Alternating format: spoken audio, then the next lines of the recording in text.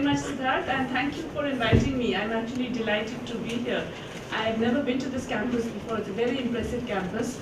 But I have to tell you that even before I got here, I was very impressed with National Law University because of this excellent report that you've produced, and which I understand is now produced by your center on the death, on the prisoners on the death row and the issue of the death penalty. I think it's an impressive piece of work, and I'm very, very delighted that students were involved in its creation. So if some of you, I know she was already, but if others of you were, please accept my congratulations for this. It's really, really great. Okay, now, you know, the thing about MNREGA, MNREGA, whatever people call it, is that it's always excited a lot of strong opinion on both sides. And typically among the middle classes, the opinion is negative. If you read the newspapers, it's basically this thing about, you know, all this money down the drain. It's yet another welfare scheme. And in fact, the politics of it has been very much that, oh, you know, there's this UPA government that was very welfareist and populist. Populist is bad, right? That therefore anything that is associated with it was generally seen as something that was done to placate rural masses, to get a vote bank, to, you know, this is generally how it's perceived.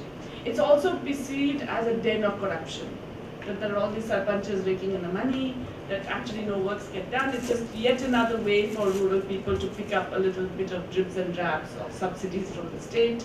So really, it's really not worth pushing for it too much.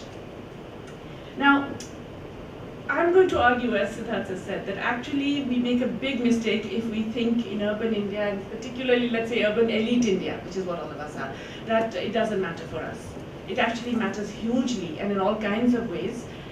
It matters in ways that corporate India is actually getting aware of. You know, Naina Kidwai, who was the head of FICCI until recently, in a discussion which I was also a part of in a panel, actually said explicitly that yes, we wish the government was actually spending more in rural areas and on employment schemes. This is actually affecting our demand.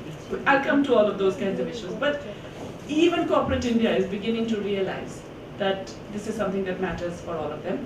But I would argue that for us as citizens, it matters in other ways. It matters because if we don't address this, we are going to be stuck in a very unpleasant society. And I don't just mean unpleasant for the people who are unemployed, poor, you know, without basic needs and so on. I mean unpleasant for the rest of us, because you cannot be in a very unequal, fragile kind of environment and not face the consequences. We will face it in terms of increasing violence, increasing rural-urban migration that creates all kinds of other problems, all kinds of things. It will come up and bite us if we don't care. Okay, so that's the basic bottom line, but let me try and explain why I think so. Okay, so now what's the point of an employment scheme? So this is really what it is, right? MNREGA is an employment scheme, which means that the government is going out there and offering employment. And anything else that happens that is good is a byproduct. The purpose is just to give a job. Okay. Now you could do what John Maynard Keynes, the famous economist, had argued way back in the 1930s, that you should just, in fact, if necessary, go out there to get men to dig holes and fill them up again. Why? Because you need to actually create effective demand. You need to give people money that they will spend, because that's the only way you will revive the economy. That's one way of looking at an employment scheme. But there are other things that you can do with employment schemes. And if you like, that's like the base minimum that you do, is to actually give people some wage. So what is the purpose of an employment scheme? Well, obviously you are raising the level of employment. In doing so, you're raising the wages and the bargaining power. I don't know how many of you know about minimum wages in the country, but any idea what, let's say the average, okay, it's many different wages in every state, right? Shall we take Haryana? Any idea what the minimum wage is? No.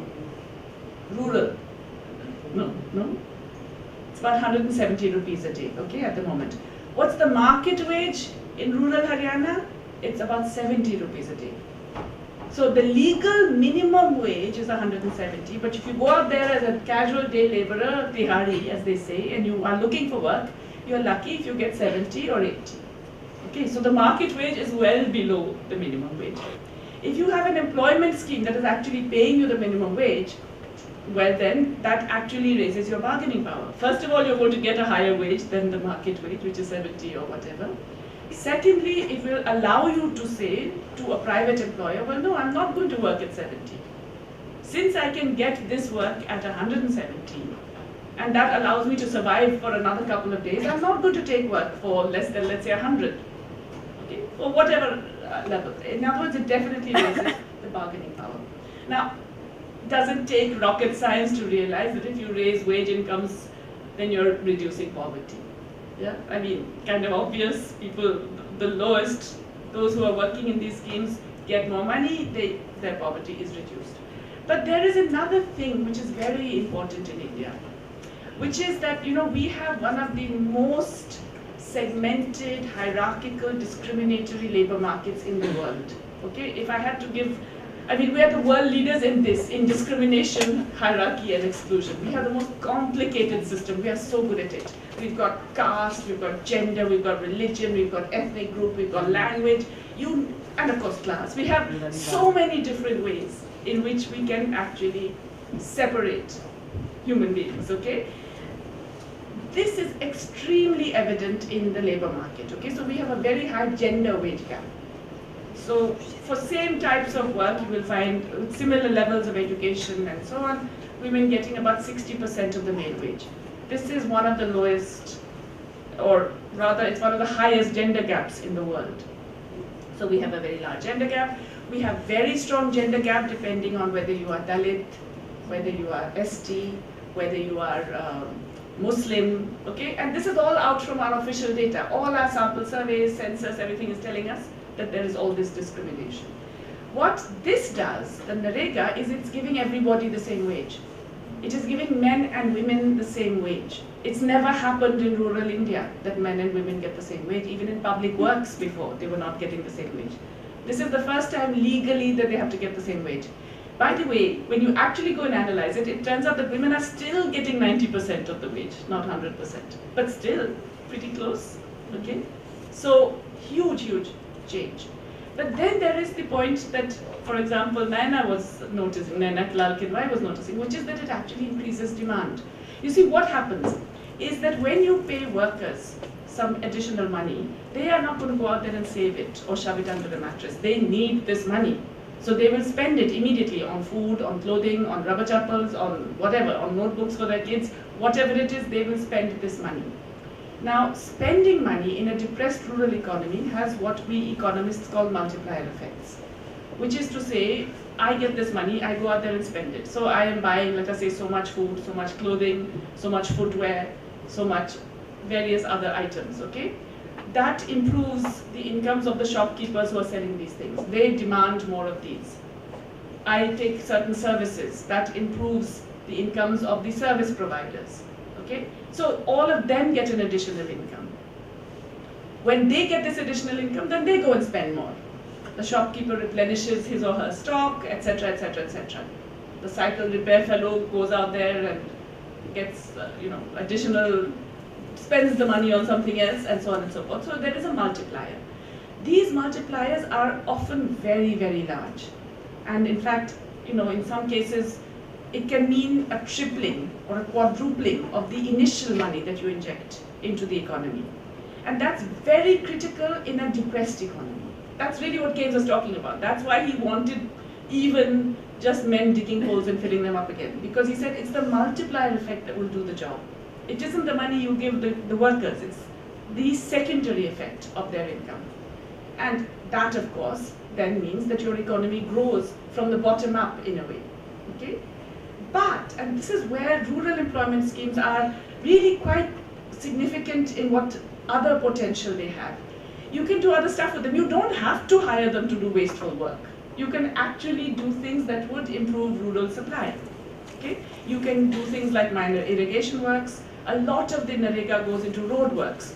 We can laugh at road works, but I tell you, when you are living in a rural settlement that is cut off from the rest of the world every time it rains, you want a road, okay?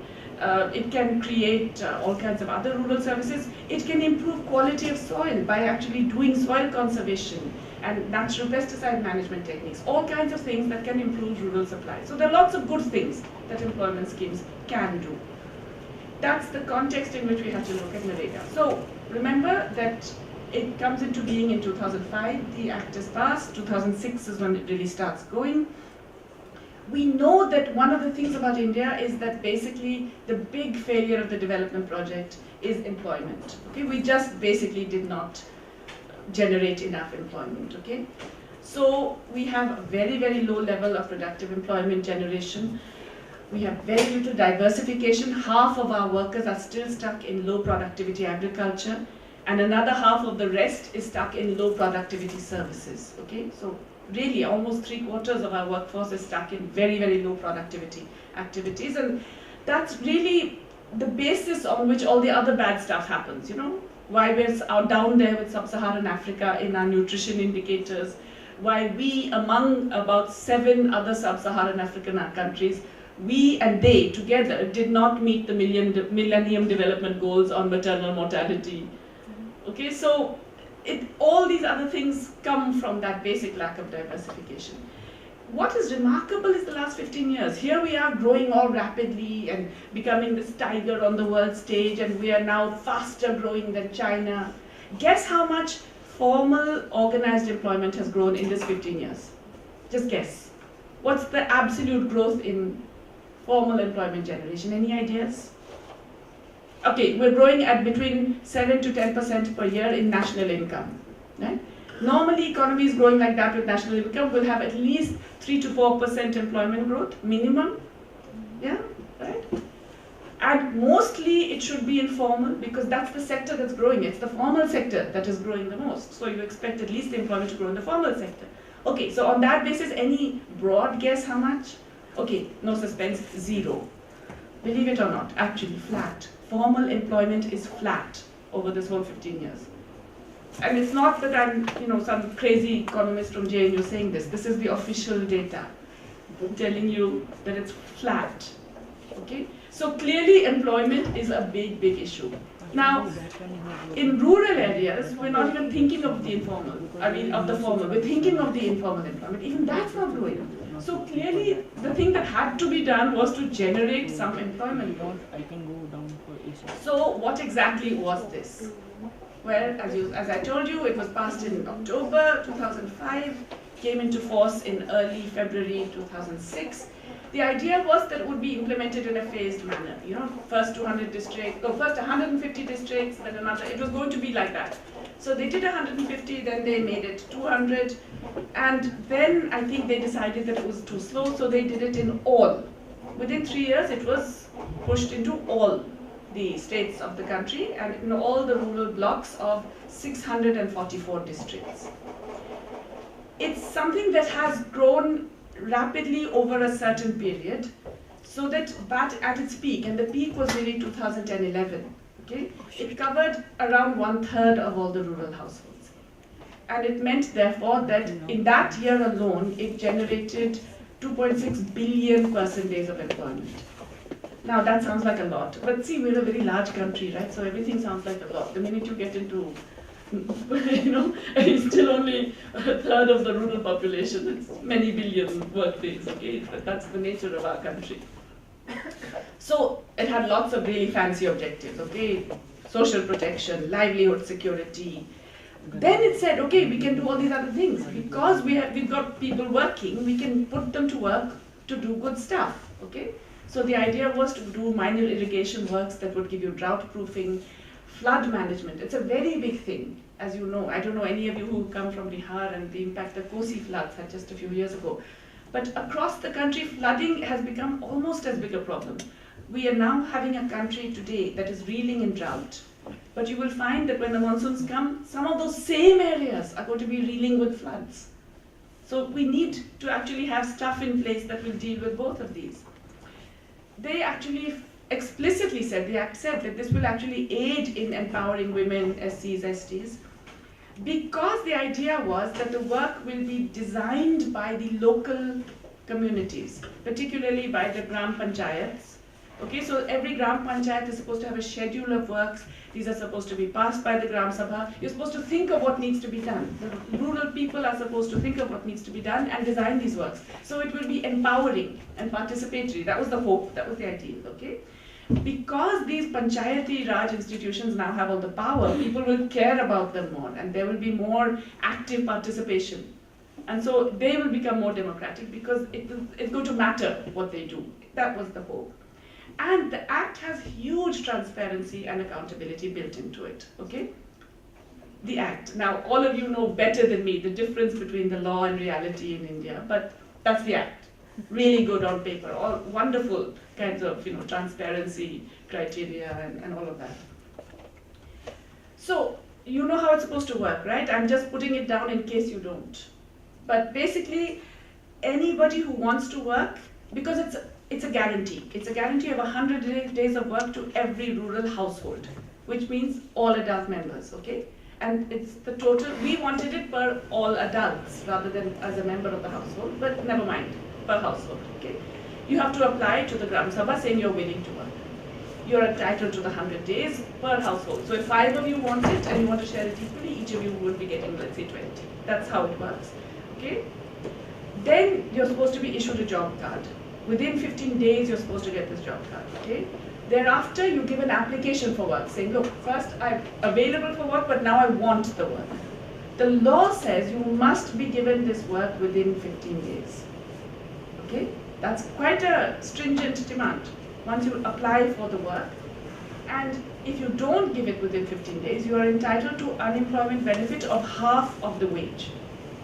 That's quite a, you would think, a deterrent. That is to say, you would imagine that then the local panchayats and the governments would say, okay, we better find some work because otherwise we'll be just paying them a minimum wage for doing nothing, or half of the minimum wage for doing nothing, okay?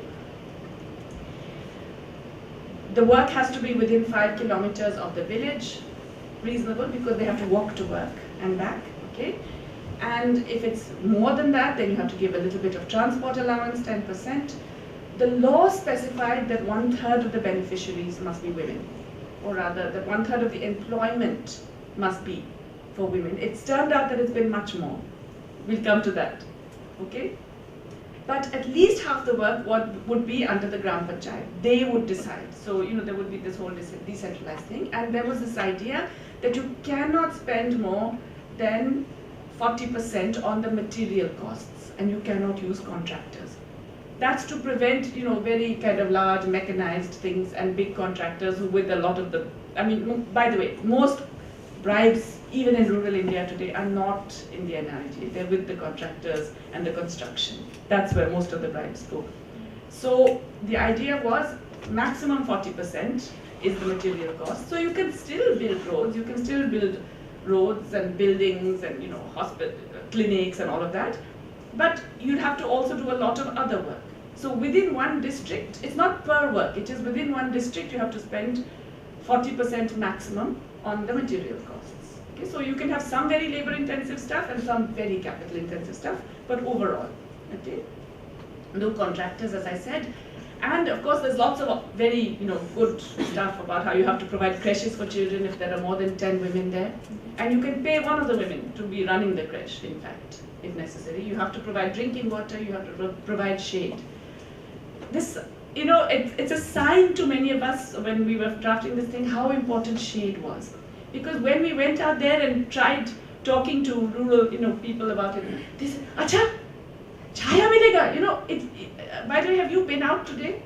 Now imagine being out there in the sun, breaking rocks, which a lot of this work is, it's breaking rocks, without shade. And the shade is not while you're working, the shade is that you go and get to rest for 10 minutes in between in the shade. That's the offer. Okay, again, the wages have to be paid. Now, there's a big fight going on about the wages. Is it the state legal minimum wage? Is it the notified wage? The law says it's what we notify, which is the, it was the average 100 rupees all over India, which was made 120 and so on and so forth. The Supreme Court has now made a judgment that no, it has to be every state's legal minimum wage. But the government has not yet listened to that. It's still in contempt of court on that one, but there's a fight going on about which minimum wage you use.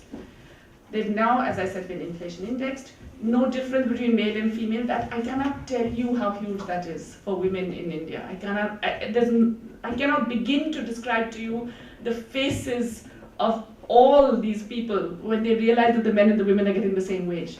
The faces of both the men and the women. I cannot begin to tell you what it has meant in rural India, okay? Now, it's effectively, it's supposed to, wages is a funny thing. You guys won't know, or maybe you will, because when you become lawyers, you also do piece rate and time rate, right? This phone call was worth 5,000 rupees. That kind of lawyers do that a lot, right? So it's a kind of piece rate. So what they will do, supposing they say so-and-so ditch has to be done because of water conservation and so on. And we estimate that this ditch we should take maybe 10 workers working for 5 days on it. So we will pay you according to that. If you guys don't take 5 days, if you take 8 days, oops, sorry, your wages are going to be paid according to what we think is the work. So there is an engineer who will come and estimate. It's always an engineer who's not actually a worker. Now why am I making this point? Because I've done this. I have taken students to work on an NREGA site. And if any of you is willing, I think it's a very good idea. Jean Drez and Ritika Khera, I have taken some students out to actually look at different NREGA sites. Just go for a couple of days if you can't handle more. I've taken students to work on an NREGA sites, and Aruna Roy, who has worked with IAS officers, so she frequently takes IAS probationers to go out there. Nobody lasted more than 2 hours. 2 hours was the maximum of the fittest among us, okay? I lasted 15 minutes. It's really tough, huh? It's very hot, it's 45 degrees, of course. It's very difficult. It's back-breaking work. The idea that this is some charity being dispensed to rural people who are sitting around there smoking ganja and not doing anything, wow, okay? It's really, really difficult work. And usually we found, we are spoiled city slickers, okay? So we couldn't do much. But we found that the engineering requirement of the work that they had to be doing was outrageous. There's no way you could do that. You would only do that, in fact, how did they do it? They ended up in this other kind of gender divide. Husband and wife working in teams. So let's say the husband is registered to work, and you have to dig and then lift, carry the mud to some other point and dump it there.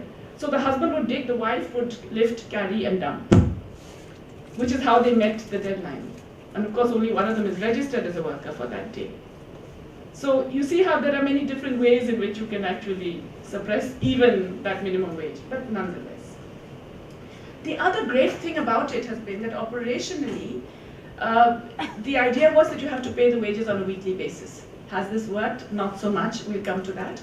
But because of it, there were many, many more people who were registered in post offices or bank accounts, and they got their wages directly there. And that, again, has been huge. In fact, the biggest financial inclusion was actually that. There were some 60 million people who got bank accounts or post office accounts because of working in NREGA. Okay? And more significantly, many of them were women, because the women got paid separately from the men. The women got paid for their work, the men got paid for their work. Again, some parts of India, it doesn't matter. Most parts of rural India, I can't tell you how much it matters for the women. That they have their bank account where they are getting their own wages, which is their money. It's enormous. It's a massive, massive shift in terms of even power relations in the family. Okay, so that's how it's supposed to work. There are only certain things that are allowed to work, okay? All these good things in terms of agriculture, water management, also for improving the productivity and the soil quality of lands of SC/ST farmers and BPL farmers, below poverty line farmers, okay? This is to prevent, this was put in there, not just any old farmland, because then you would get the rich elite saying, come and work on my land for free for me, the government pays kind of thing. But basically work to be done on poor families and Dalit and ST. But most of this work is still very, very arduous. I do want to emphasize this, and I want you all to just bear this in mind every time you read the next report about how, there's all this wastage of money and so on. It's extremely physically demanding work.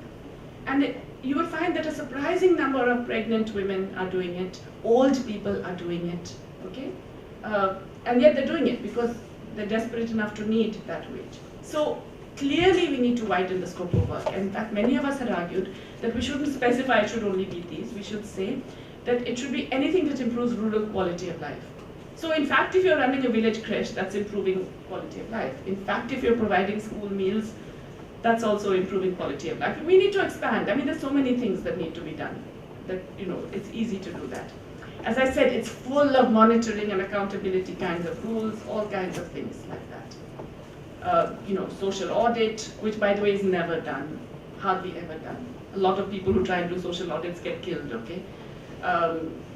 Grievance redressal mechanisms, they're still not inadequate. But now everything is on the website. If you check out the NREGA website, you'll be amazed. You can find each worker, which days they've worked, how much, has the money gone to the bank account, hasn't it? It's really much more transparent that way than, say, my salary, which, you don't really get the same kind of online access. Okay, the central government is supposed to give 90% of the cost. The state governments are supposed to give 10%, which is to say they have to bear a quarter of the material costs. All the wage costs are supposed to come from the central government and most of the material cost. Okay? And if the work doesn't happen, then it's the states who have to pay the unemployment allowance. That's how it's done. So now let's look what happened actually. Can you all see this? Okay. The big peak years of NREGA were 2009-10 and 10-11, as you can see.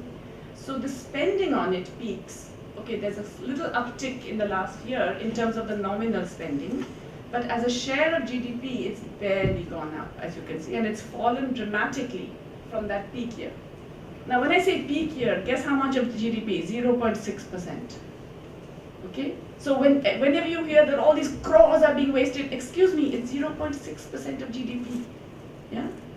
That is about 1/3 of what Mr. Malia owes the Indian banks, for example.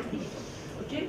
It's also, in terms of what we have given away officially as tax breaks, according to our own budget documents, we have given 5.5% of GDP away as tax breaks to corporations, rich individuals, legally. Not the illegal stuff that they're stashing away, not the Panama paper stuff.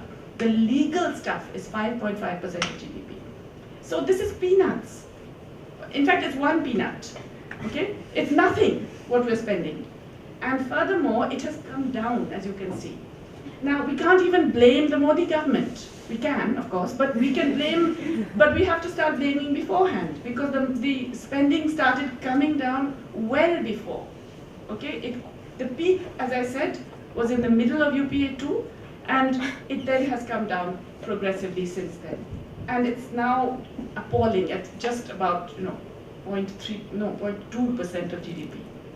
0.2% of GDP is a tiny piece of one peanut. Okay, so really we are, not spending on this, despite all of this massive potential. Obviously, if you spend less, you generate less employment. Now, by the way, this is the most efficient public works program ever in terms of employment generated relative to the money you spend. So, in some ways, it's kind of working. Okay, so the employment generation also peaked in 2009-10, and in terms of both the days and the households who benefited. But what's sad is that at no point have we actually given the promised 100 days. Even at its peak, we did not get to 100 days.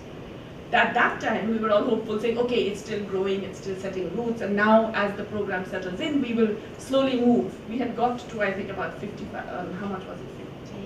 58 days, okay, at the peak, and we thought, okay, we're moving. Because as you can see, in the early days, the trend was upward.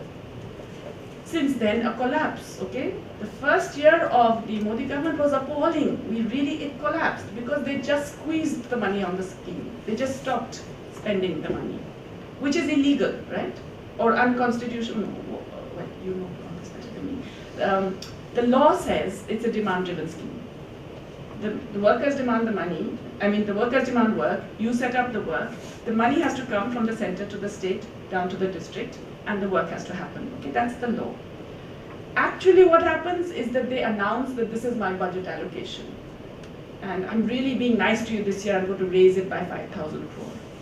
It's complete nonsense. In the early days, the finance minister, Mr. Chidambaram, at least said, oh, I'll raise it if there's more demand, which was a lie because he didn't.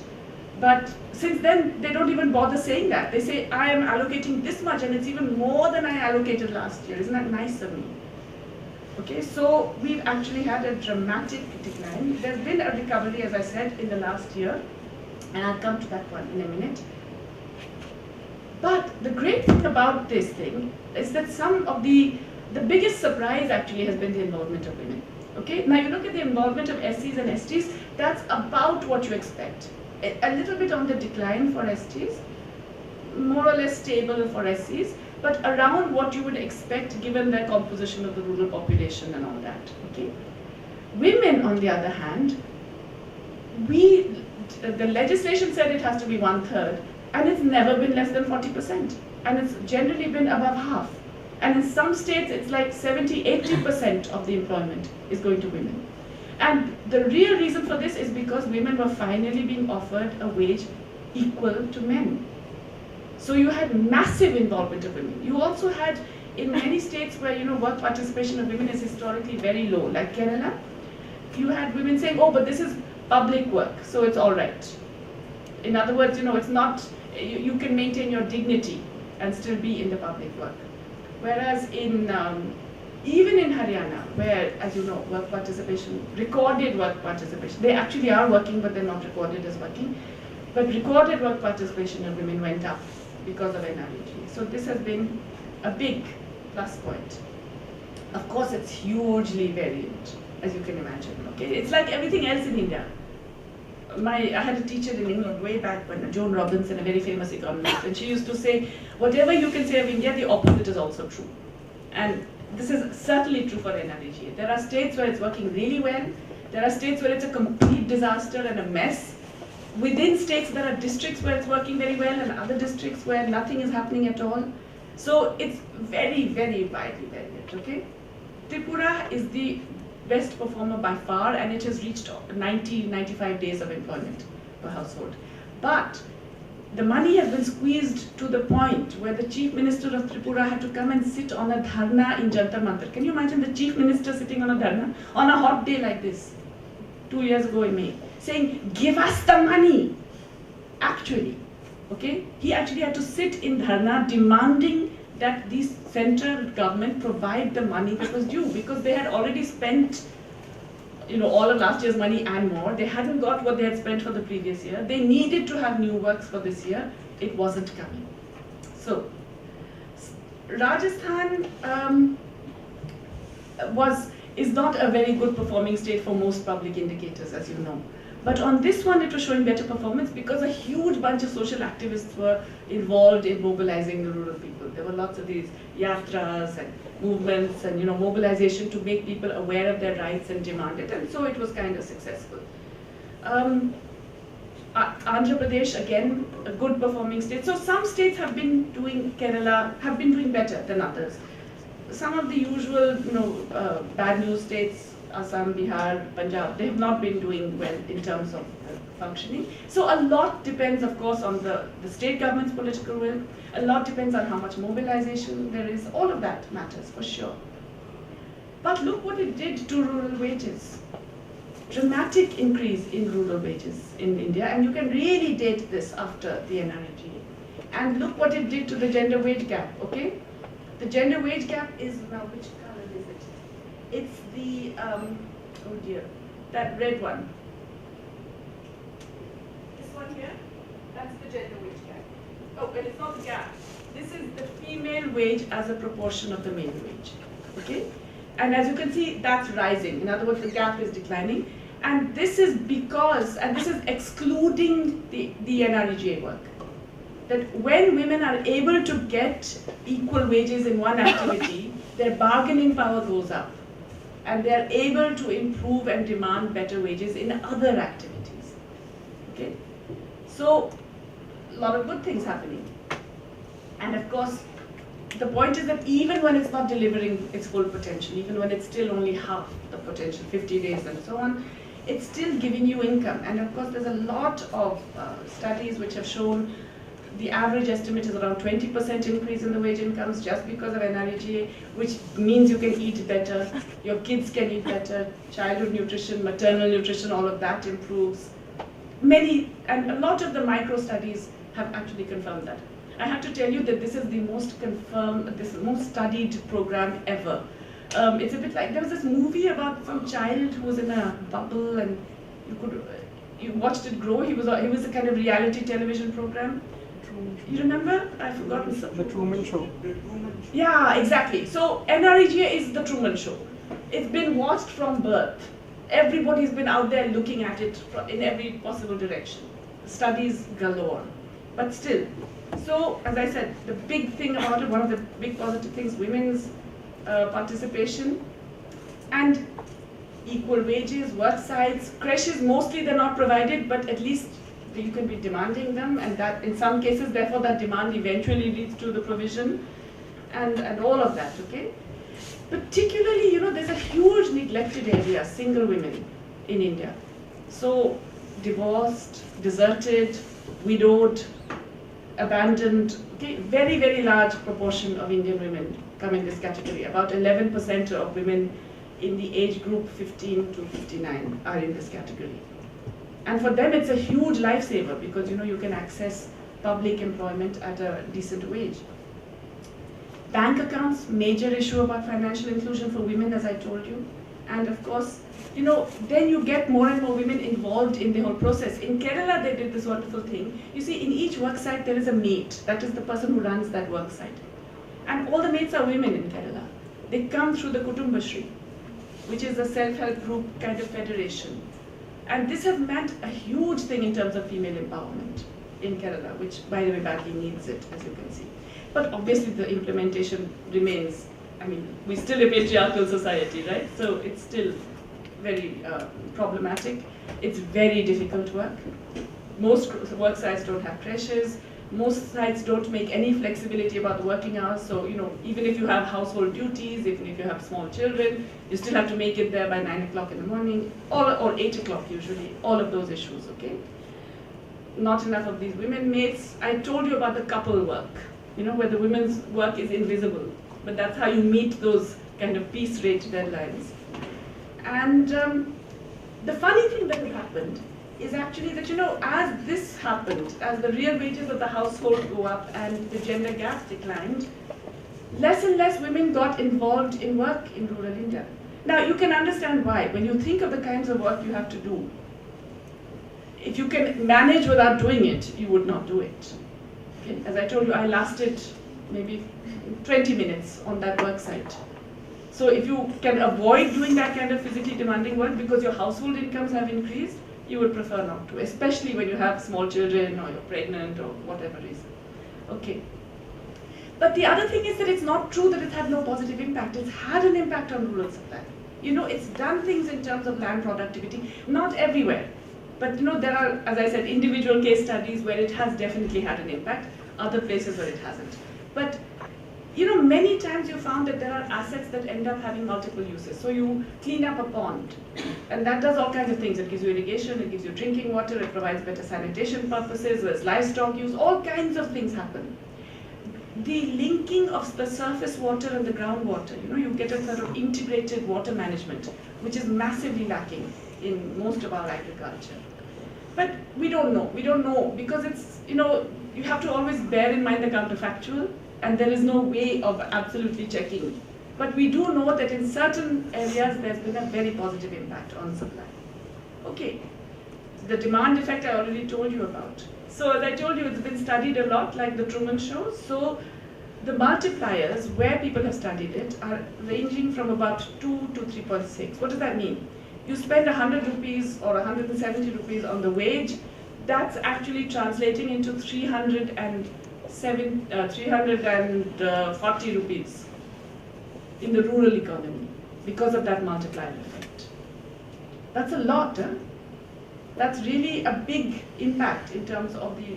And by the way, this was very evident during the global crisis. You remember 2008, 2009, when the world economy slumped, when our exports slumped, when there was this big drop in a lot of industries like leather and textiles and diamonds and jewelry, and a lot of these migrant workers went back to the villages.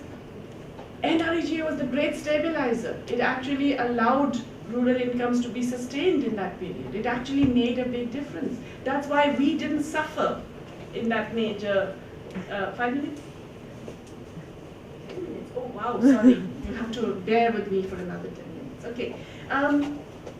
So basically, what you found is that this was not just a local thing, it was not just for rural women, it was not just welfare, it actually affected the macroeconomy. And this is really what all these consumption stabilizers that they have in the Western economies is all about. It's about ensuring that you don't have a big slump, you know, you can actually cushion slumps, you can keep them from falling below a point. And I mentioned already the bank accounts, the financial inclusion. It sounds very dry when I put it like this. Sometime if you are ever going to that site where you're going to try and do half a day's work on the NREGA, just talk to some of those women, or even the men, about what it means to have your own bank account, not some Jan Dhan account where you can't do a damn thing actually, but a real bank account where you have earned money and you have access to it, and it's nobody else's, it's not even your husband's. It's a huge liberating, empowering thing. It's really meant a lot in terms of the financial inclusion. Of course, there are issues. That mean you have to walk to the bank. You know, ATM culture has not really developed, or to the post office. You have to stand in queues. I mean, there are all those issues are still there, but still, it's meant a big change. Okay. Distress migration. Oops. I've done something. Okay. What is distress migration? It's when people move from rural to urban areas because the rural areas simply not providing any jobs. Yeah? There was a lot of that just before NREGA. It's coming back. There's still a lot now, but it came down in between.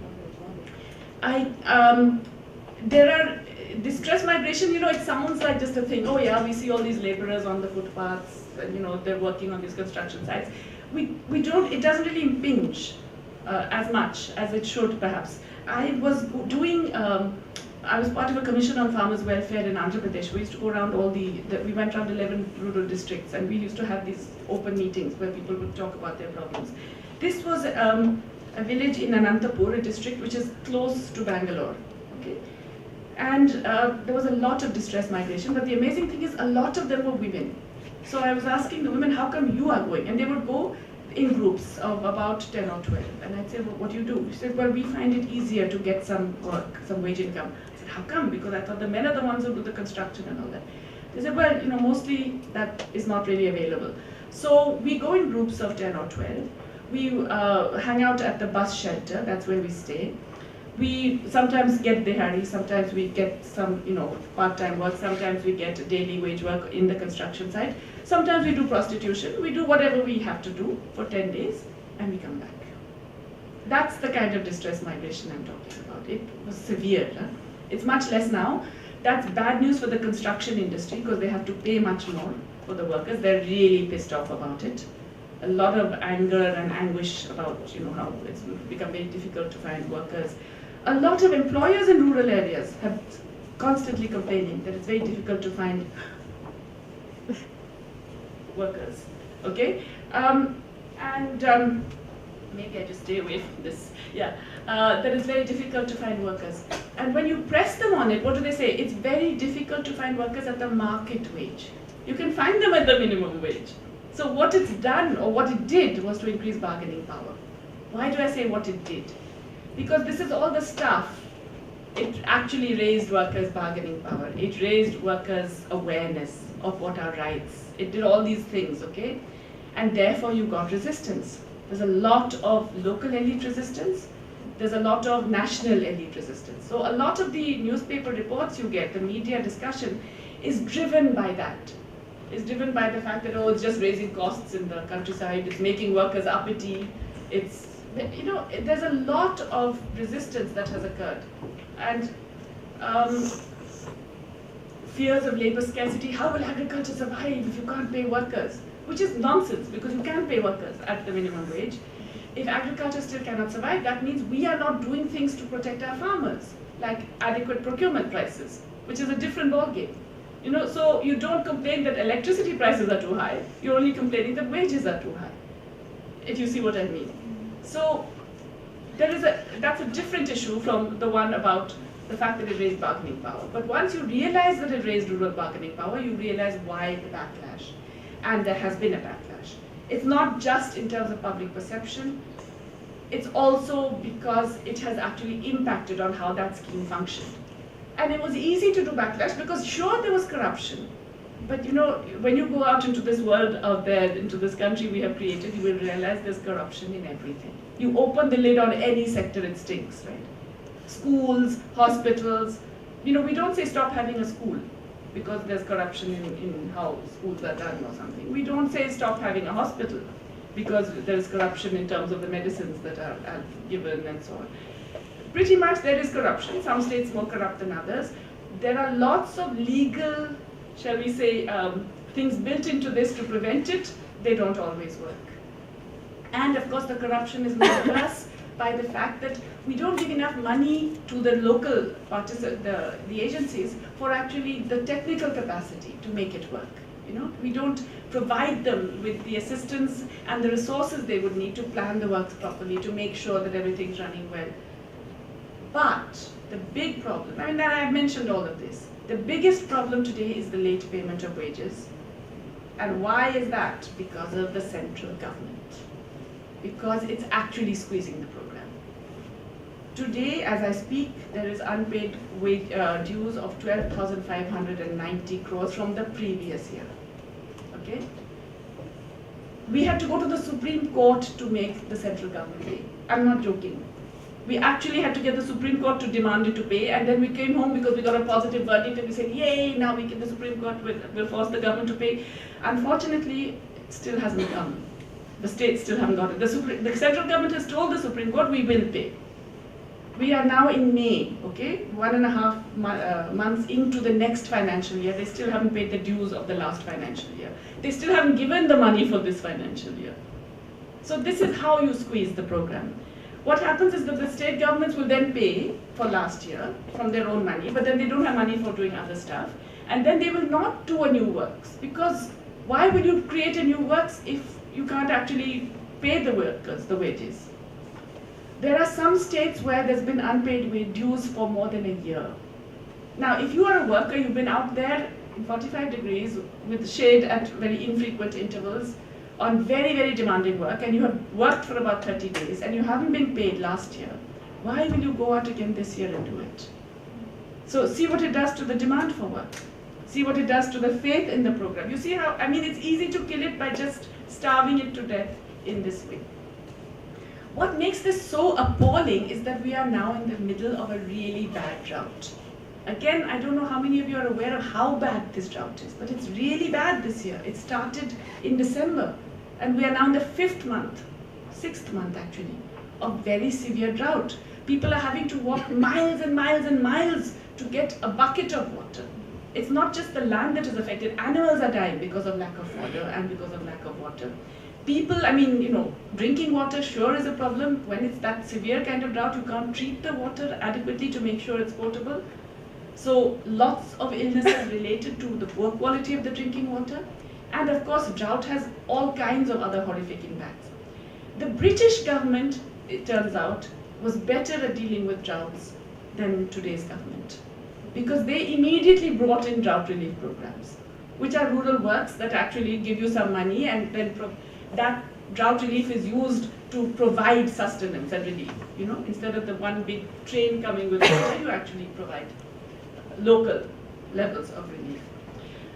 This government says, we don't need to do that, we've got the MNREGA. So, you know, we've already got our relief work. Yes, sure, but then give the money for it.